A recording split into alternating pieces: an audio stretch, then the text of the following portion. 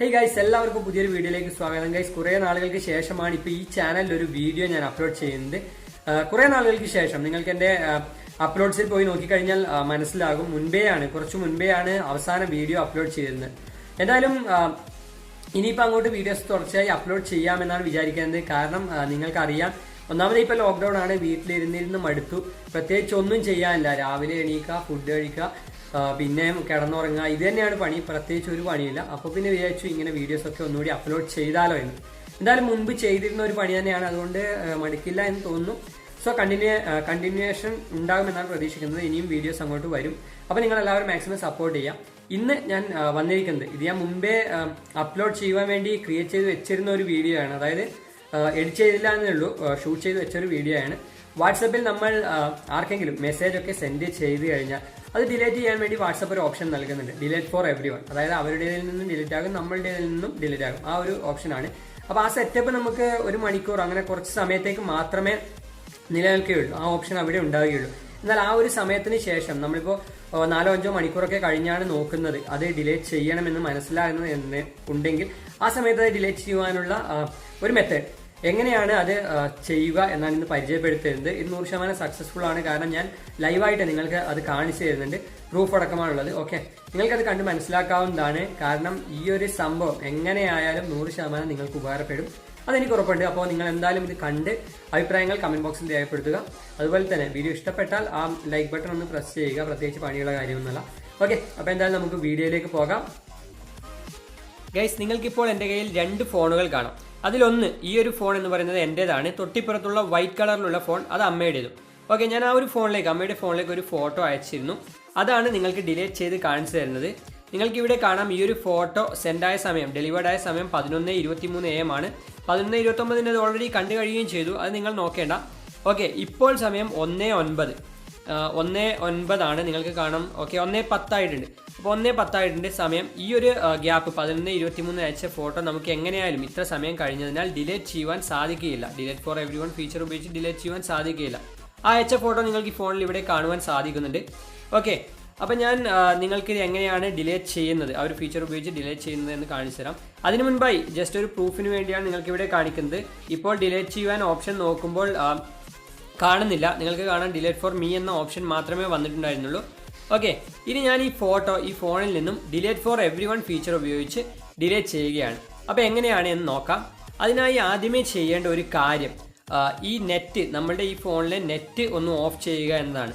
പിന്നീട് മൊത്തമായി ഒന്ന് ക്ലിയർ ചെയ്യണം. അതായത് ഇത്തരത്തിൽ ഇതുപോലെ നമ്മൾ ഉപയോഗിച്ചിരുന്ന കാര്യങ്ങളൊക്കെ, വാട്സപ്പാണ് ഉദ്ദേശിച്ചത്, അതൊക്കെ ഇത്തരത്തിൽ റാം ഒന്ന് മൊത്തമായി ക്ലീൻ ചെയ്യണം. ഫോണൊന്ന് ഇതുപോലെ മെമ്മറി റീഫ്രഷ് ചെയ്യുക. ശേഷം ഫോണിൻ്റെ സെറ്റിങ്സ് ഓപ്പൺ ചെയ്ത് അഡീഷണൽ സെറ്റിങ്സിൽ നിങ്ങളുടെ ഫോണിൽ എവിടെയാണോ ഡേറ്റ് ആൻഡ് ടൈം സെറ്റിങ്സ് ഉള്ളത് ആ ഒരു സെറ്റിങ്സ് ഒന്ന് ഓപ്പൺ ചെയ്യുക. എൻ്റേത് ഷവോമിയുടെ Note 7 ആണ്. അതിൽ ഈ ഒരു ഭാഗത്താണ് ഡേറ്റ് ആൻഡ് ടൈം സെറ്റിങ്സ് ഉള്ളത്. ഓക്കെ, അതിനുശേഷം automatic date and time of ചെയ്ത് നമ്മൾ തന്നെ സമയം സെറ്റ് ചെയ്യുക. നിങ്ങൾക്കിപ്പോൾ കാണാം 1:11 സമയം. നേരത്തെ ഞാൻ ആ ഫോട്ടോ, ഡിലീറ്റ് ചെയ്യേണ്ട ഫോട്ടോ അയച്ച സമയം പറഞ്ഞത് 11:23 ആണ്. ഏകദേശം ആ ഒരു സമയത്തിനോടടുപ്പിച്ച് ഇവിടെ സമയം സെറ്റ് ചെയ്യുക എന്നതാണ് ആദ്യമേ ചെയ്യേണ്ടത്. ഓക്കെ, ഞാനിപ്പോൾ ഏകദേശം ആ ഒരു സമയം 11 മണിയാക്കി സെറ്റ് ചെയ്തു. അതായത് അതിന് മുൻപേ ഉള്ള സമയമാക്കി സെറ്റ് ചെയ്തു. ഏതായാലും എത്രയായാലും സമയം കുഴപ്പമില്ല, അതിന് ആ ഒരു സമയത്തോട് അടുപ്പിച്ചുള്ള ഒരു ടൈമാക്കി സെറ്റ് ചെയ്യണം. ഓക്കെ, ഞാനിപ്പോൾ സെറ്റ് ചെയ്തിട്ടുണ്ട്. ഇനി എന്ത് ചെയ്യണമെന്നാൽ നമ്മളൊന്ന് ജസ്റ്റ് ഈ ഒരു ഭാഗം ക്ലോസ് ചെയ്യുക. ശേഷം വാട്സപ്പ് ഒന്ന് ഓപ്പൺ ചെയ്യുക. ശ്രദ്ധിക്കേണ്ട ഒരു കാര്യം പ്രത്യേകം ശ്രദ്ധിക്കുക, ഇതിനിടയിൽ നിങ്ങൾ നെറ്റ്വർക്ക് ഓൺ ചെയ്യാനോ അങ്ങനെയുള്ള കാര്യങ്ങളൊന്നും ചെയ്യുവാൻ പാടില്ല. നേരെ ആ ചാറ്റ് ഓപ്പൺ ചെയ്ത് ആ ഒരു ഫോട്ടോ അല്ലെങ്കിൽ എന്ത് മെസ്സേജാണോ ഡിലീറ്റ് ചെയ്യേണ്ടത് അത് ക്ലിക്ക് ചെയ്ത് പിടിക്കുക.